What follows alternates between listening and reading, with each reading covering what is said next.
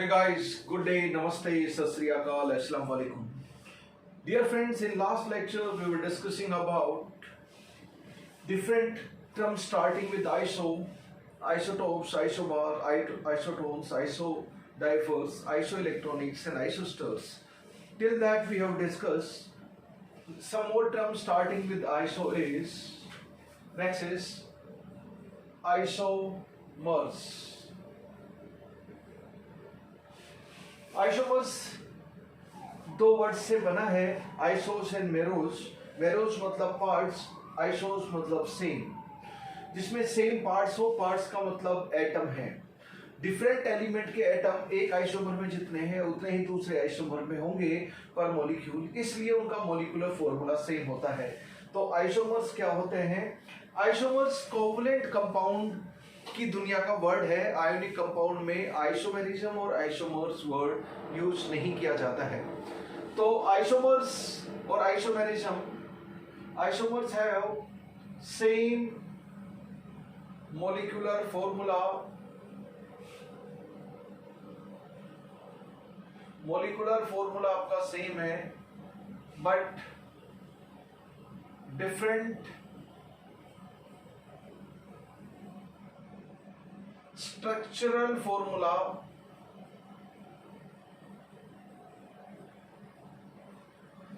Structure formula further बहुत type के होते हैं पर molecular formula same, different structural formula होता है तो उसको स्ट्रक्चरल आइसोमर या स्ट्रक्चर आइसोमेरिज्म बोला जाता है.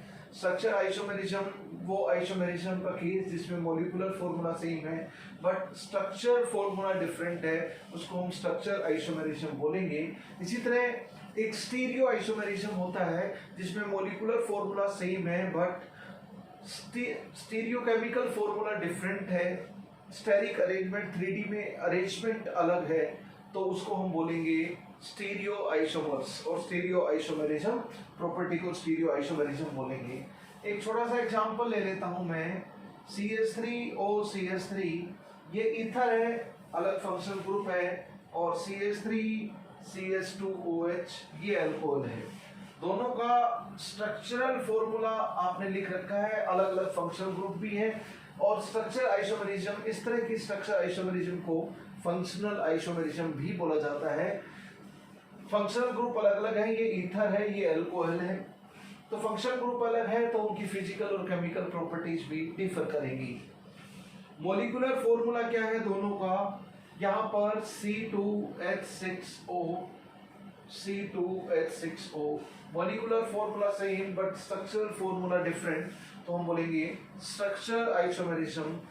आइसोमर्स हैं तो isomers have into, isomers are different compounds which have same molecular formula but different structure formula. और structure isomers उनका same molecular formula है, same structure formula है पर different stereochemical formula, यानी कि 3D space में stereo मतलब 3D space में arrangement अलग है. steric मतलब 3D space से related word होता है एकदम steric, stereo, तो 3D में arrangement अलग है तो हम बोलेंगे stereo isomers है ना. That we will study in organic chemistry and inorganic chemistry. जहाँ पर कोवलेंट बॉन्ड या कोऑर्डिनेट कोवलेंट बॉन्ड होगा वहाँ पर हम आइसोमेरिज्म की बात करेंगे. ये तो हो गया आइसोमर्स. अब हम बात करते हैं next term nuclear isomers. Nuclear isomers atoms of same element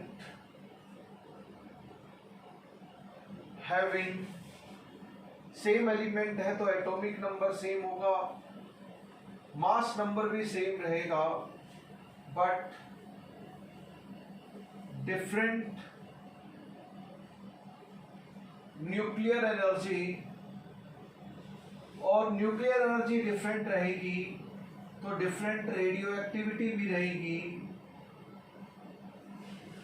nuclear phenomena है रेडियो एक्टिविटी तो डिफरेंट न्यूक्लियर एनर्जी रहेगी, उसको हम बोलेंगे न्यूक्लियर आइसोमर्स.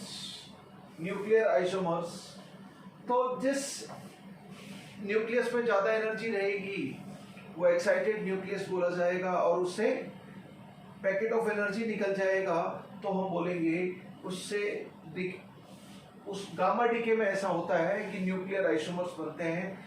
जिसके न्यूक्लियस की एनर्जी ज़्यादा वो ज़्यादा रेडियो एक्टिव, जिसके न्यूक्लियस की एनर्जी कम वो कम रेडियो एक्टिव हो सकता है, वो नॉन रेडियो एक्टिव भी हो।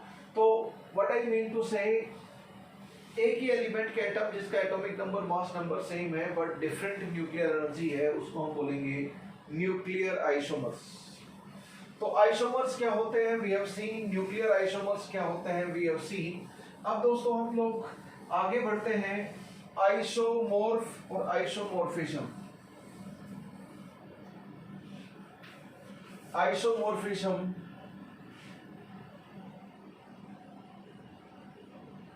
और उनको हम आइसोमॉर्फ बोलेंगे। मॉर्फ का मतलब होता है रूप या फॉर्म, अरेंजमेंट। क्रिस्टलाइन अरेंजमेंट कैसा है, किस तरह का रूप है, किस तरह का फॉर्म है, वो मॉर्फ हो गया। आइसो मतलब सेम। टू और मोर देन टू कंपाउंड्स जिनका सेम क्रिस्टलाइन अरेंजमेंट है उनको हम आइसोमॉर्फ बोलते हैं। आइसोमॉर्फिज्म मेनली आयोनिक कंपाउंड की दुनिया का वर्ड है आपका। आइसोमेरिज्म कोवलेंट कंपाउंड की दुनिया का वर्ड है और आइसोमॉर्फिज्म आयोनिक कंपाउंड की दुनिया का वर्ड है। आइसोमॉर्फिज्म इसी की तरह एक इसका काउंटर टर्म होता है पॉलीमॉर्फिज्म और पॉलीमॉर्फ। आइसोमॉर्फिज्म से आइसोमॉर्फ, पॉलीमॉर्फिज्म से पॉलीमॉर्फ, दोनों की हम लोग बात करेंगे। पहले आइसो समझ लेते हैं क्योंकि आइसो सीरीज पढ़ रहे हैं। आइसोमॉर्फिज्म, मॉर्फ मतलब रूप, क्रिस्टलाइन अरेंजमेंट, आइसो मतलब सेम। टू और मोर देन टू कंपाउंड जिनका सेम क्रिस्टलाइन अरेंजमेंट हो, सेम फॉर्म हो, सेम अरेंजमेंट हो, स्ट्रक्चरल अरेंजमेंट हो, उसको हम आइसोमॉर्फ बोलेंगे। उसको हम क्या बोलेंगे, आइसोमॉर्फ बोलेंगे। टू और मोर compounds having same crystalline arrangement are isomorph of each other, are isomorph of each other, and this property is isomorphism. जब दो कंपाउंड आइसोमॉर्फ होंगे तो आइसोमॉर्फिज्म की कंडीशन होती है, उसमें एक सबसे बेसिक कंडीशन है कि फॉर्मूला टाइप सेम होना चाहिए। जैसे हम लोग बात करें ZnSO4 heptahydrate, heptahydrate zinc sulphate, और यहां पर हम बात करें हेप्टाहाइड्रेट फेरस सल्फेट, इसको हम बोलते हैं बच्चों ग्रीन विट्रियोल और इसको हम बोलते हैं व्हाइट विट्रियोल। बिल्कुल दोनों का फॉर्मूला टाइप 7H2 इधर है तो इधर भी 7H2, यहाँ पे एक मेटल है तो यहाँ पर भी एक मेटल है, यहाँ पे एक सल्फेट है, एनायन एक है तो यहाँ पर भी एक सल्फेट एनायन है, सल्फेट या दूसरा भी हो सकता है एनायन, बट एक एक है। फॉर्मूला में एक कैटायन एक एनायन 7 वाटर मॉलिक्यूल, एक कैटायन एक एनायन और 7, इसको फॉर्मूला टाइप सेम है ऐसा बोलते हैं। ग्रीन विट्रियोल ये हो गया व्हाइट विट्रियोल। और अगर हम बात करें ग्रीन विट्रियोल व्हाइट विट्रियोल, अगर मैग्नीशियम सल्फेट हेप्टाहाइड्रेट की बात करें तो इसको बोलते हैं इप्सम या इप्सोमाइड। क्या बोलते हैं, इप्सम या फिर इप्सोमाइड। जिप्सम क्या होता है, जिप्सम होता है CaSO4.2H2, calcium sulphate dihydrate gypsum होता है। You people have already studied. Epson क्या होता है या इप्सोमाइड, मैग्नीशियम सल्फेट हेप्टाहाइड्रेट। तीनों का फॉर्मूला टाइप सेम है, वाटर ऑफ क्रिस्टलाइजेशन वो भी बिल्कुल सेम होने चाहिए।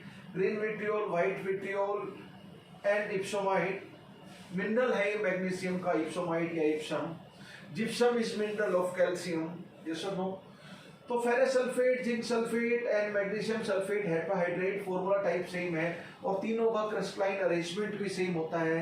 तो ये आपस में क्या रहेंगे, ग्रीन विट्रियोल व्हाइट विट्रियोल का आइसोमॉर्फ है and white vitriol green vitriol का, क्योंकि दोनों का क्रिस्टलाइन अरेंजमेंट सेम है। तो this is example of this is example of isomorphism, these are isomorph of each other.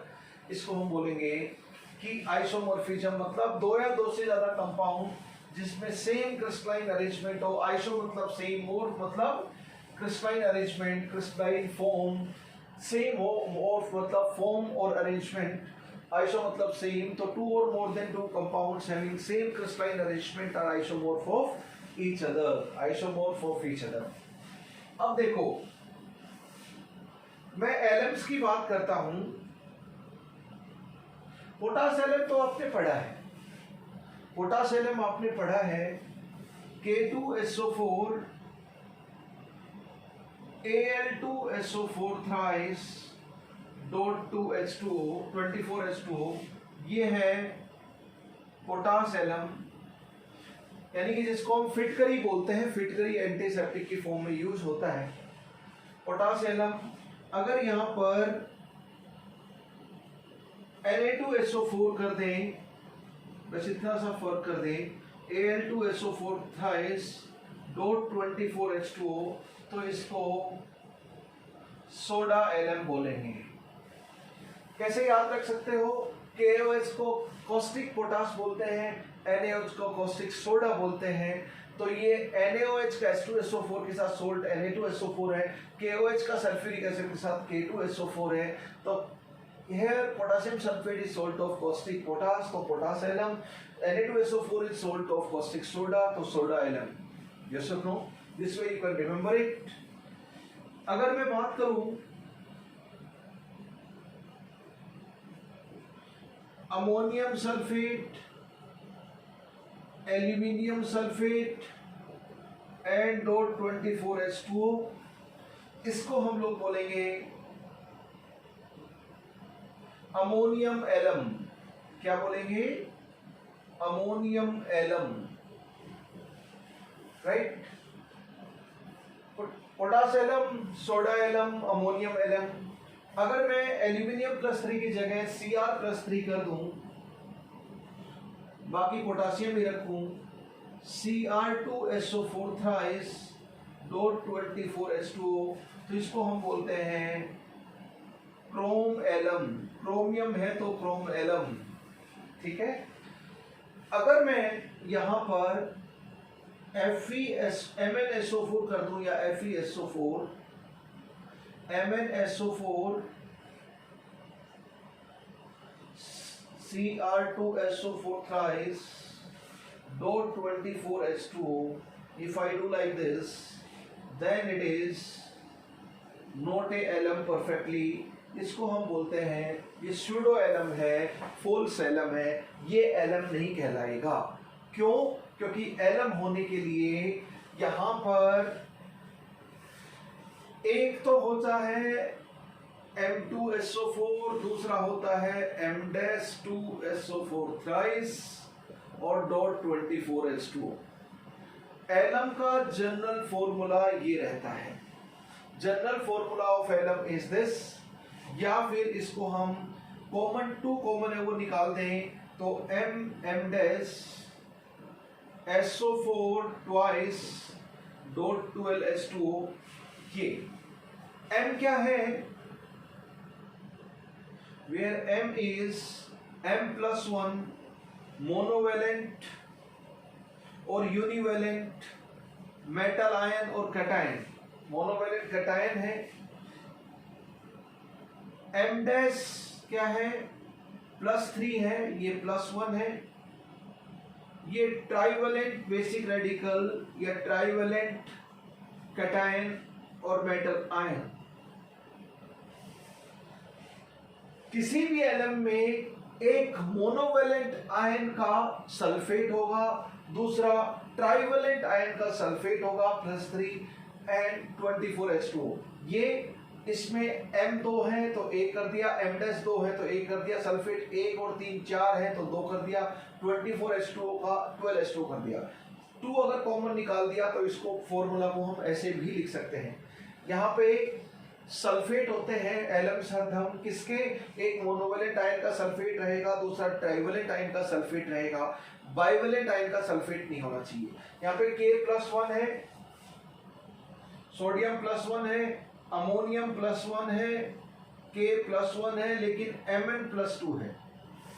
यहाँ पे एल्यूमिनियम +3 है, एल्यूमिनियम +3 है, एल्यूमिनियम +3 है, क्रोमियम +3 है, क्रोमियम +3 है।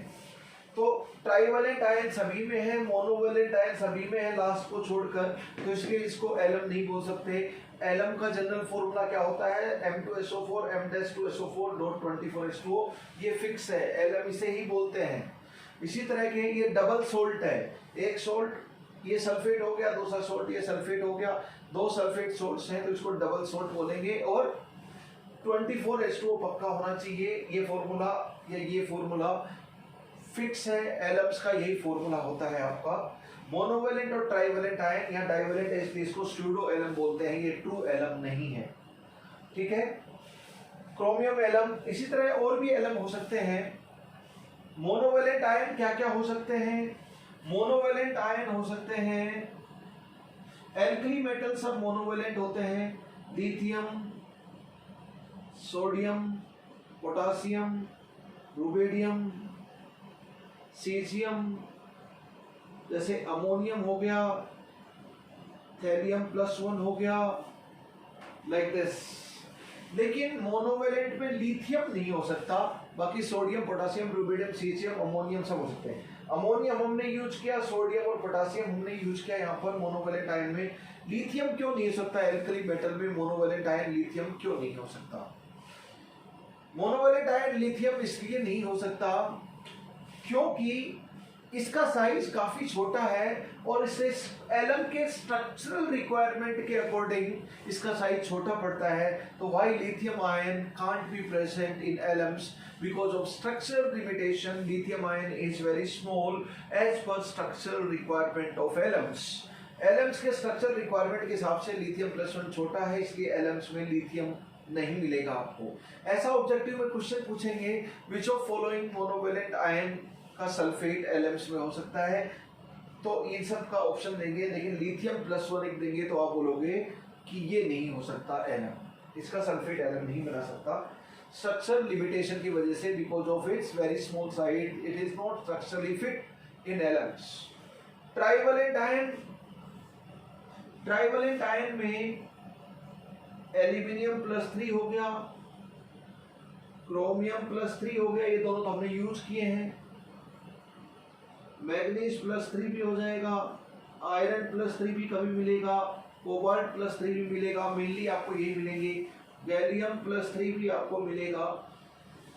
एल्यूमिनियम सबसे ज़्यादा मिलता है, एल्यूमिनियम सबसे ज़्यादा मिलता है यहाँ, पोटासियम और ये सबसे ज़्यादा मिलते हैं कॉमनली।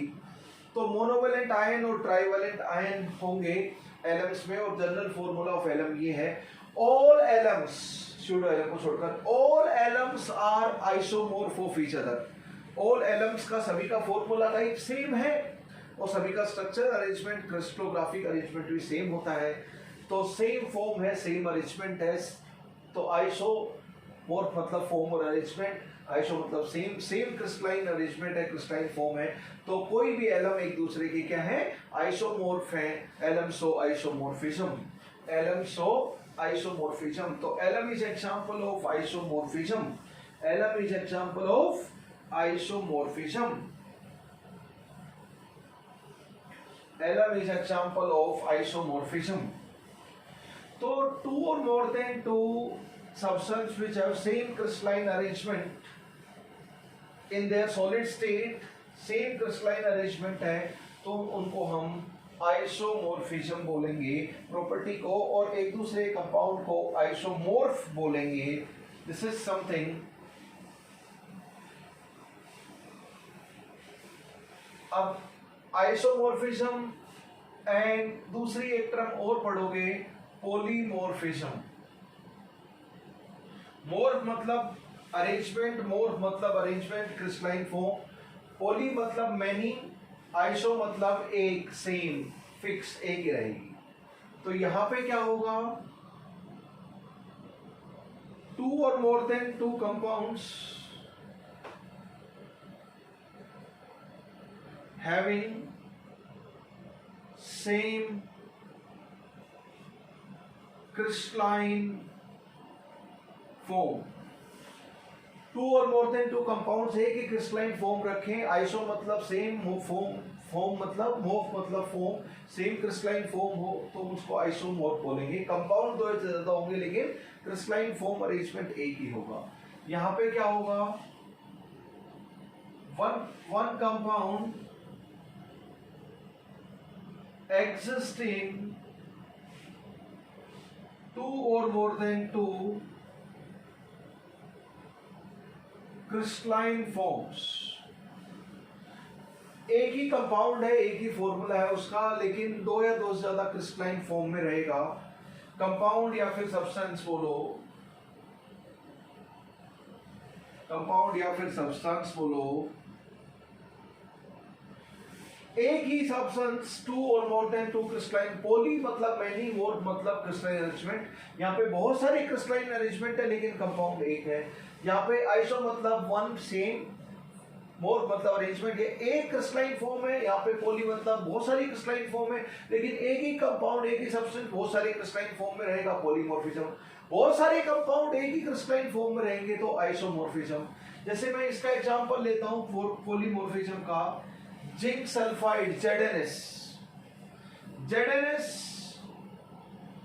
आपका वुडजाइट फॉर्म में भी होता है और ZnS स्पेलेराइट फॉर्म में भी होता है। स्पेलेराइट को हम लोग, इस मिनरल को हम लोग जिंक ब्लेंड भी बोल देते हैं, BLENDE। इसका जो अरेंजमेंट रहता है वो होता है हेक्सागोनल और इसका जो अरेंजमेंट होता है वो होता है क्यूबिक। ये क्यूबिक अरेंजमेंट में है, वो हेक्सागोनल अरेंजमेंट में है। तो एक ही कंपाउंड अलग अलग अरेंजमेंट में हो, क्रिस्टलाइन फॉर्म में हो तो पॉलीमॉर्फिज्म हो गया। This is example of polymorphism. और आइसोमॉर्फिज्म के एग्जांपल आपने खूब सारे देखे थे। तो दोस्तों isomorphism and polymorphism are can be discuss at in one go. यहाँ पे आइसो मतलब सेम, मोर मतलब अरेंजमेंट, बहुत सारे कंपाउंड एक ही क्रिस्टलाइन अरेंजमेंट रखेंगे। पॉली मोर, पॉली मतलब मैनी, मोर मतलब क्रिस्टलाइन अरेंजमेंट। एक ही कंपाउंड बहुत सारे, पॉली मतलब मैनी क्रिस्टलाइन फॉर्म में एग्जिस्ट करेगा तो पॉलीमॉर्फिज्म बोलेंगे। तो दोस्तों आइसोमॉर्फिज्म, पॉलीमॉर्फिज्म ये सब टर्म हमने डिस्कस की। आइसो सीरीज पूरी तरह आपकी खत्म हो गई है। अब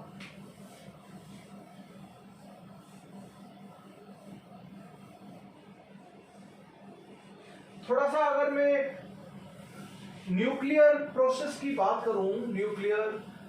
बात करूं, तो रेडियो एक्टिव डीके में क्या होता है, you people have heard about it, alpha decay, beta decay, gamma decay. Alpha ray निकले तो alpha decay, parent radio active जो डीके हो रहा है उस न्यूक्लियस को हम एलिमेंट को पेरेंट एलिमेंट बोलेंगे। और डीके होने के बाद जो बना अल्फा डीके, बीटा डीके, और भी बहुत सारे डीके होते हैं, आई एम नॉट डिस्कसिंग, पर नेचुरल रेडियो एक्टिव सब्सटेंस में alpha, beta and gamma decay होते हैं। तो spontaneous emission of alpha, beta and gamma rays from the nuclei of radioactive substance, unstable nuclei of radioactive material is known as natural radioactivity। Henry Becquerel ने सबसे पहले radio activity का concept दिया था, पर नाम रेडियो एक्टिविटी क्यूरी ने रखा, madam Curie and her husband. और उन्होंने रेडियम के ऊपर काफी रिसर्च की और उनका डेथ का कॉज भी excessive exposure to radio active rays था। बड़ी एनर्जेटिक होती है रेडियो एक्टिव रेज, वो आपके बॉडी के लिविंग सेल्स को डैमेज कर देती हैं। तो दोस्तों ये अगर हम बात करें तो alpha decay, beta decay, gamma decay. Alpha particle क्या होता है, alpha particle is helium nucleus. जो हम इलेक्ट्रॉन के आने जाने से चार्ज देखते हैं वो न्यूक्लियर साइंस में नहीं देखते। न्यूक्लियर साइंस में न्यूक्लियर चार्ज देखेंगे, न्यूक्लियस मतलब प्रोटॉन का चार्ज होता है न्यूक्लियस पे, एक्स्ट्रा न्यूक्लियर पार्ट वाला चार्ज हम नहीं देखते हैं। तो हीलियम न्यूक्लियस अल्फा पार्टिकल को 2He4 ऐसे लिखेंगे। लेकिन वैसे हम समझें तो इसमें दो प्रोटॉन हैं, हीलियम एटम में दो न्यूट्रॉन हैं और दो इलेक्ट्रॉन हैं। दो इलेक्ट्रॉन हटा दिए जाए तो क्या बन जाएगा, हीलियम प्लस 2 आयन। अब इसमें प्रोटॉन 2 है, न्यूट्रॉन 2 है और इलेक्ट्रॉन 0 है, इलेक्ट्रॉन 0 है। ये हो गया हीलियम न्यूक्लियस और इसे ही हम अल्फा पार्टिकल बोलते हैं, अल्फा पार्टिकल इसे ही बोलते हैं, helium nucleus is alpha particle. तो बड़े चार्ज और alpha particle, charge of alpha particle is +2e, 2 proton का मास 2 AMU, 2 न्यूट्रॉन का मास 2 AMU, तो पूरे हीलियम न्यूक्लियस का मास 4 AMU हो गया, mass of alpha particle 4 AMU हो गया। और 1 AMU कितना होता है, 1.67 × 10⁻27 kg। तो इसको 4 × 1.67 × 10⁻27 kg भी लिख सकते हो AMU, right. Charge divide by mass करेंगे तो स्पेसिफिक चार्ज आ जाएगा आपका अल्फा पार्टिकल, ये अल्फा पार्टिकल का चार्ज एंड मास हो गया। लेकिन जब हम न्यूक्लियर रिएक्शंस की बात करेंगे तो ये +2 नहीं लिखते हैं, +2 नहीं लिखते हैं न्यूक्लियर रिएक्शंस में। न्यूक्लियर रिएक्शन में अल्फा पार्टिकल को सिर्फ ऐसे लिखते हैं 2He4, क्योंकि ये +2 मतलब 2 इलेक्ट्रॉन जाने से ये चार्ज आया।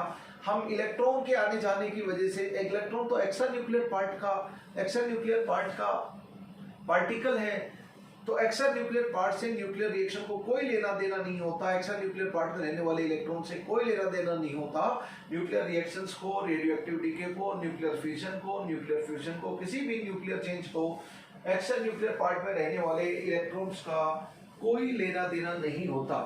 तो अल्फा पार्टिकल जब न्यूक्लियर रिएक्शंस हम लोग देखते हैं तो अल्फा पार्टिकल को ऐसे लिखते हैं in nuclear chemistry, nuclear science, alpha particle को 2He4 ऐसे लिखेंगे, बीटा पार्टिकल को बीटा ऐसे लिखो या फिर बीटा ऐसे लिखो। बीटा को हम लोग लिखेंगे -1E0। इसके ऊपर चार्ज -1e होता है, यानी कि इलेक्ट्रॉन के चार्ज के बराबर होता है बीटा पार्टिकल का चार्ज, और इसका मास इलेक्ट्रॉन के मास के बराबर होता है। Rest mass of electron is 9.1 × 10⁻31 kg। Hopefully you remember from the chapter mole concept, we have studied there। तो ये चार्ज हो गया बीटा पार्टिकल का मास। तो charge and mass of beta particle are same as charge and mass of electron, इसलिए beta particle को हम fast moving electron भी बोलते हैं। लेकिन दोस्तों बीटा पार्टिकल अलग क्यों नाम दिया, कुछ चीजें जन्म के आधार पे होती हैं। न्यूक्लियर केमिस्ट्री अलग ही दुनिया है और बाकी पूरी केमिकल रिएक्शन वाली केमिस्ट्री बिल्कुल अलग है। पूरी केमिस्ट्री में आप लोग अराउंड 11th-12th में 35 चैप्टर पढ़ोगे, स्मॉलर एंड बिगर वंस। उसमें एक चैप्टर न्यूक्लियर केमिस्ट्री अलग कर दीजिए और बाकी 34 चैप्टर अलग कर दीजिए। बाकी सब 34 चैप्टर्स में आप न्यूक्लियर रिएक्शंस की बात बिल्कुल नहीं करेंगे, केमिकल रिएक्शंस की बात करेंगे। इसीलिए पीरियोडिक प्रॉपर्टी हम पढ़ रहे थे, जैसे रेडियो एक्टिव आ जाता था हम उसको छोड़ देते थे क्योंकि उसकी केमिकल प्रॉपर्टीज डिस्कस नहीं करते हैं। हम ये बोलकर छोड़ देते थे कि ये तो रेडियो एक्टिव है, ये न्यूक्लियर केमिस्ट्री में पढ़ना है, ये सुनो। तो ये बीटा पार्टिकल हो गया, बीटा पार्टिकल न्यूक्लियस से निकलता है, बीटा डीके होता है तो बीटा पार्टिकल न्यूक्लियस से निकलता है, तो इसका जन्म न्यूक्लियस से हुआ। तो न्यूक्लियर केमिस्ट्री की टर्म है ये, इसलिए इसका नाम अलग दिया गया है बीटा पार्टिकल। इसको इलेक्ट्रॉन नहीं बोला जाता क्योंकि इलेक्ट्रॉन हमारे दिमाग में एक फिक्स इमेज बनी हुई है, electron is something pertaining to extra nuclear part, something pertaining to extra nuclear part. तो ये हो गया अल्फा पार्टिकल, ये हो गया आपका बीटा पार्टिकल। और गामा क्या हो जाएगा, गामा तो एक पैकेट ऑफ एनर्जी होता है, उसको ना तो कुछ चार्ज होता है और ना रेस्ट मास होता है, ना चार्ज होता है ना रेस्ट मास होता है।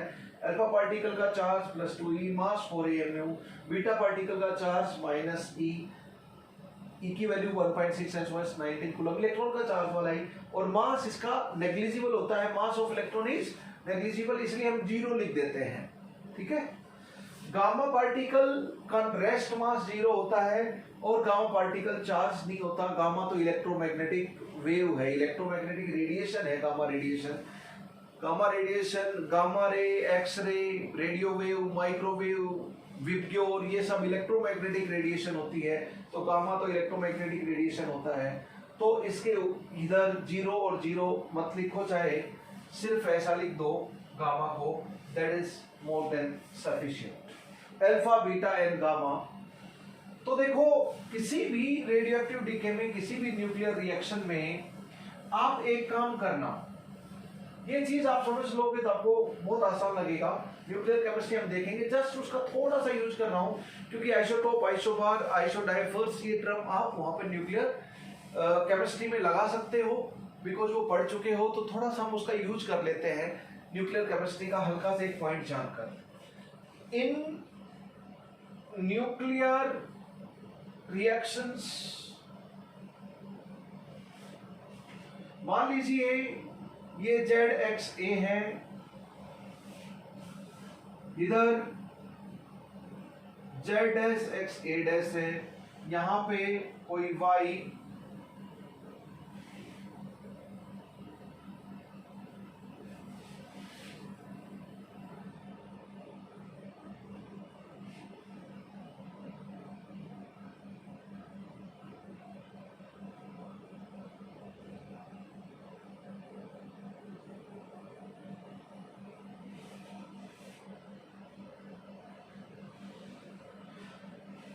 यहां पर जो ऊपर का समेशन है रिएक्टेंट साइड, प्रोडक्ट साइड ऊपर का समेशन सेम रहना चाहिए।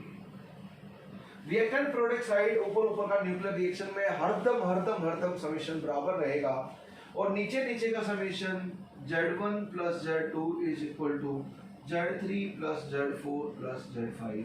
ऊपर का समेशन सेम रहेगा, नीचे का समेशन सेम रहेगा। ऐसा आप हरदम न्यूक्लियर रिएक्शन में करोगे।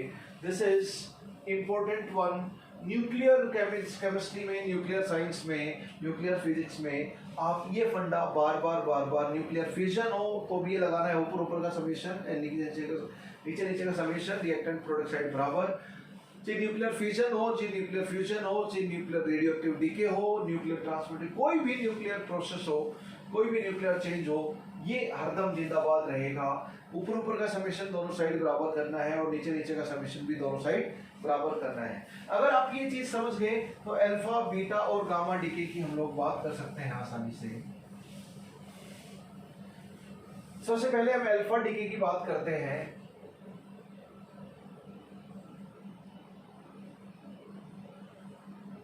अल्फा डीके की अगर हम बात करें बच्चों, तो कोई पेरेंट अल्फा डीके वाला एटम है ZXA, इसने अल्फा पार्टिकल निकाला, तो सबसे पहले अल्फा पार्टिकल तो लिख लीजिए। अल्फा पार्टिकल को न्यूक्लियर रिएक्शन में ऐसे लिखते हैं। तो बताओ जो डॉटर एलिमेंट बना, X पेरेंट एलिमेंट है, Y डॉटर एलिमेंट है, यहाँ पे Z है, तो यहाँ पे क्या लिखें कि Z, उधर भी Z है तो इन दोनों का समेशन भी Z आ गया, तो रिएक्टेंट प्रोडक्ट साइड नीचे का समेशन बराबर है। इधर A है, इधर 4 है, तो यहाँ पे क्या लिखे मास नंबर A-4, ताकि A है, इधर भी A-4 प्लस 4 A ही हो गया। तो ऊपर का समेशन बराबर होना चाहिए, नीचे का समेशन बराबर होना चाहिए। ये पेरेंट एलिमेंट हो गया, ये डॉटर एलिमेंट हो गया, ये पेरेंट न्यूक्लियस हो गया, वो डीके होने के बाद जो बना वो डॉटर न्यूक्लियस हो गया अल्फा डीके का। तो अल्फा डीके में मास नंबर 2 से कम हो जाता है और एटॉमिक नंबर 4 से कम हो जाता है। कभी भी अल्फा डीके होगा तो मास नंबर 4 से कम हो जाएगा और एटॉमिक नंबर 2 से कम हो जाएगा पेरेंट एलिमेंट का in comparison of daughter element का in comparison of parent element.